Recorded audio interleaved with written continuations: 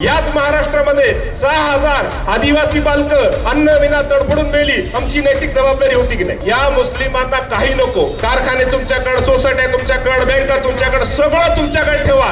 आम्हाला फक्त मानव सेवेचं काम करू द्या. आम्ही तुम्हाला शब्द देतो, या महाराष्ट्रात एकही माणूस उपाशी मरणार नाही.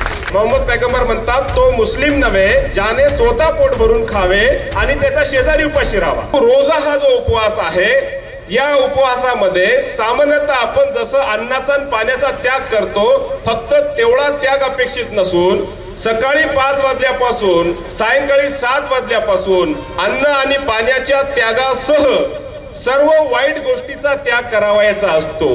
कोणाची निंदा करायची नाही, खोटं बोलायचं नाही, वाईट चिंतायचं नाही, द्वेष करायचा नाही, मत्सर करायचं नाही. म्हणून तुम्ही पाहिलं असेल की जे लोक समाजामध्ये थोडं विघ्न करतात, जे उद्धटपणे वागतात, रमजान मध्ये अचानक सभ्य होऊन जातात.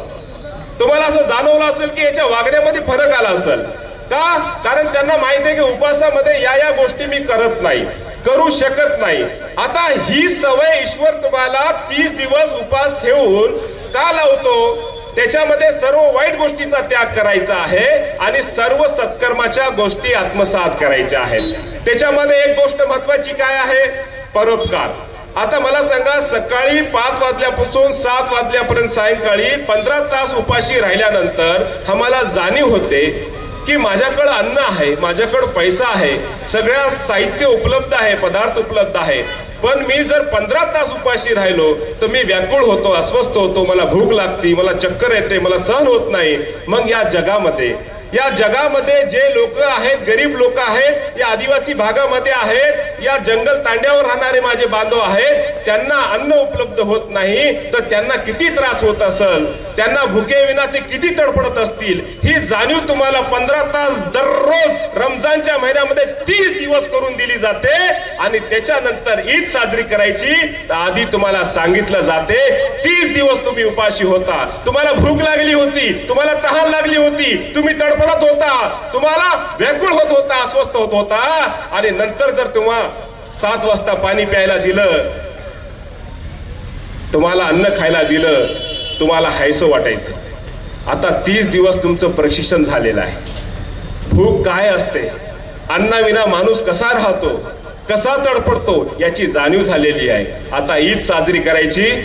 प्रत्येक व्यक्तीनं आपल्या कुटुंबातल्या दरडोई व्यक्तीच्या 2.5 किलो धान्य काढायचं आणि ते धान्य गरिबांमध्ये वाटायचं. हे तुम्हाला ईद साजरी करण्याच्या आधीचा आदेश आहे. आता एखाद्यानं म्हटलं मी 30 दिवस उपास ठेवले, रात्री तरावीची नमाज पडली, आता हे धान्य मी गरिबाला वाटणार नाही, तो ईद साजरा करू शकत नाही. ईद उल फित्र, ईद म्हणजे उत्सव, फित्र म्हणजे धान्य दानाचा उत्सव.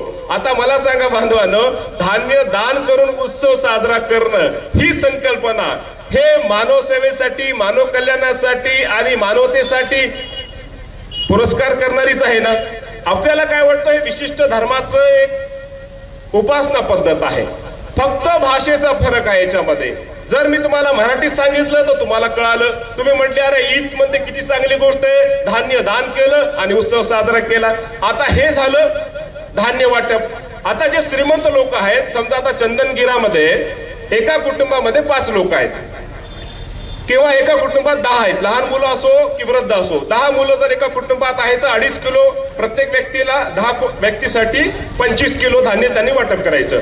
आता इथं समजा 1000 कुटुंब जर असतील तर 1000 गुणिले 25 किलो म्हणजे एवढं धान्य तुम्ही वाटप करायचं. आता मला सांगा, यांनी जर आसपासच्या भागामध्ये वाटप केलं तर मला असं वाटते एकेका गरीब कुटुंबाच्या घरी 1-2 क्विंटल धान्य जमा होऊन जाईल आणि त्याला काही गरज पडणार नाही. तुम्हाला आश्चर्य वाटेल, ईदच्या आधी जे लोक फित्रा किंवा धान्य वाटप करतात, दान करतात, गरिबाकडे एवढं धान्य होता ते सगळं धान्य ते नेऊन पुन्हा मोंड्यात टाकतात आणि ते मोंड्यातलं धान्य जे 20 रुपये किलोनं आणलेलं असते ते 12 रुपये किलोनं मोंड्यावाला घेते, पुन्हा ते अजून वाटले जाते. म्हणजे एवढी उलाढाल या ईद मध्ये होते.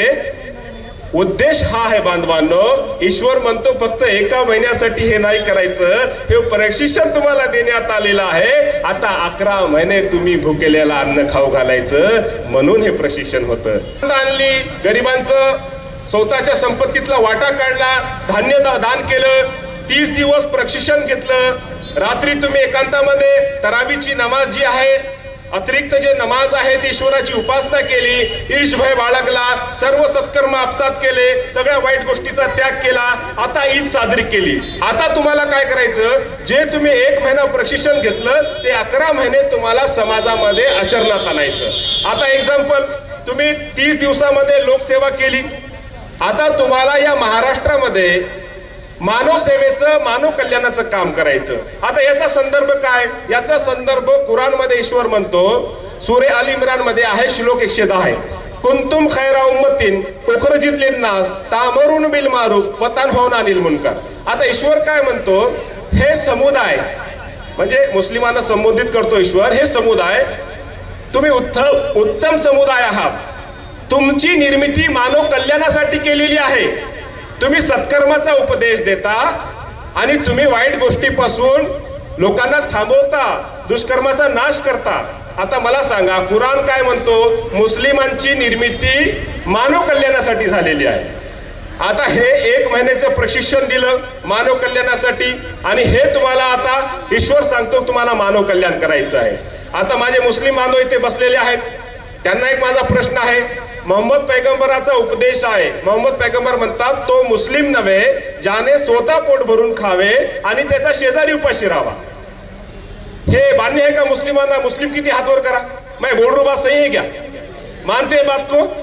आप गवाही देते हैं हक है बोल के? एक बार हाथ ऊपर करो सब मुसलमान. ये बात हक है की मोहम्मद पैगंबर म्हणतात, तो मुस्लिम नव्हे ज्यानं स्वतः पोट भरून खावे त्याचा शेजारी उपाशी राहावा. आता माझा प्रश्न आहे बांधवांनो, या महाराष्ट्रामध्ये मागच्या 3 वर्षामध्ये 36 जिल्हे कुपोषित निघाले. या 36 जिल्ह्यामध्ये 16,000 बालकं कुपोषित निघाली. या 16,000 बालकांपैकी 6,000 बालकं अन्नाविना दगावली, मेली, उपाशी मेली. आता मला सांगा, या महाराष्ट्रात 2 करोड मराठी मुस्लिम आहेत. मला सांगा, तुम्ही सांगितलं, तुम्ही स्वीकारलं, तुम्ही साक्ष दिली की मोहम्मद पैगंबराचा उपदेश आहे, तो मुस्लिम नव्हे ज्यानं स्वतः पोट भरून खावे त्याचा शेजारी उपाशी राहावा. याच महाराष्ट्रामध्ये 6,000 आदिवासी बालकं अन्नविना तडफडून मेली. आमची नैतिक जबाबदारी होती की नाही?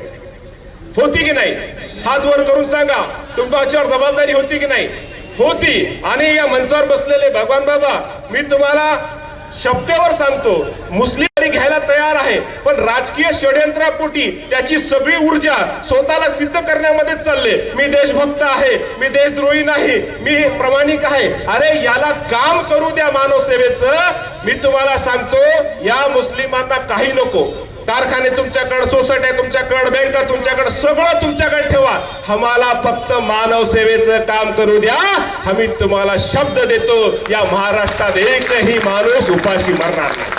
कारण आमचा जन्म राज्य करण्यासाठी झालेला नाही, आमचा जन्म आमदार खासदार होण्यासाठी झालेला नाही. आमचा जन्म फक्त, बघा, ते एक भाग आहे आपल्या. जर तुम्हाला शोषित पीडित समाजाला, नागरिकाला न्याय मिळवून द्यायचा असेल तर तो एक क्षेत्र आहे, पण त्याच्यासाठी सगळी ऊर्जा लावायची आणि हे सामाजिक उत्तरदायित्व सगळं सोडून द्यायचं, हे कदापि मान्य होणार नाही. म्हणून आमच्या बहुजन बांधवाला हे कळलं पाहिजे की चंदनगिरा येथील मुस्लिम समाज हा बहुजन समाजाच्या हितासाठी आहे. रमजानचा महिना आणि ईद उल फित्र हा जो उत्सव आहे, हा एक प्रकारे मानव सेवेसाठी प्रशिक्षण झालं आणि मानव सेवेसाठी हा मुस्लिम समुदाय आता तयार झालेला आहे. आता 11 महिने हा मानव सेवा करणार आहे, लोककल्याणाचं काम करणार आहे. आणि या कामासाठी माझ्या बहुजन हिंदू बांधवाचं आशीर्वाद आणि मदतीची गरज आहे. मला विश्वास आहे की माझा बहुजन हिंदू बांधव या मुस्लिम समुदायाला, या महाराष्ट्रातील शोषित पीडित गरजू शेतकरी कष्टकऱ्यांच्या कल्याणासाठी पूर्ण शक्तीनिशी सहकार्य कराल. आणि हे विश्वास दाखवून भगवान बाबाचा आशीर्वाद घेऊन मी माझे इथे शब्द थांबवतो आणि ईश्वराला प्रार्थना करतो, ईश्वरा, आमचं प्रशिक्षण झालेलं आहे, तुला अपेक्षित मानव कल्याणाचं कार्य करण्यासाठी आम्हाला सद्बुद्धी शक्ती द्यावी. व आखिरत दावाना आणि अल्हम्दुलिल्लाहि रब्बिल आलमीन. धन्यवाद सुभान अली साहेब, अत्यंत अभ्यासपूर्ण मार्गदर्शन. की आता प्रशिक्षण झालेलं आहे, प्रशिक्षण देण्याचा हा महिना आणि हे प्रशिक्षण घेऊन पुढील आगामी 11 महिने लोककल्याणाचं काम या माध्यमातून होईल. खरोखर अतिशय सुंदर असं विवेचन, मार्गदर्शन की राजकीय नेते आम्हाला धर्म सांगतात आणि दोन्हीकडचेही राजकीय नेते खरा धर्म आम्हाला सांगतात. धर्म हा धर्मतत्ववेत्यांकडून शिकला पाहिजेत.